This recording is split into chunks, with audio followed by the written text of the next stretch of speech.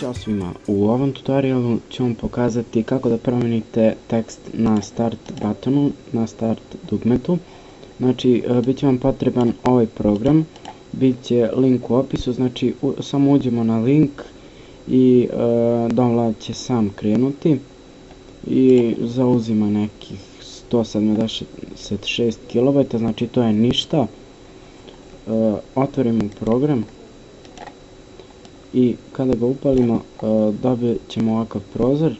Znači ovo je sadašnji naziv, a ovdje kucamo za nov, na primjer kompjuterski tutoriali i idemo rename it i ima kao neki zvuk, možda ste čuli, možda ne. Znači ja mislim da može 11, 12 slova, tako nešto da se napiše, ne može više. A ako kucam ovako, može ono, ali ružno će izgledati. Evo, na primjer, kucate vaš nik, nadimak, bilo šta. Znači ovo će trajati samo dok ne promijenite account na kompjuteru ili dok ne restartujete kompjuter. I to je to u ovom tutorialu. Hvala što ste gledali i pozdrav.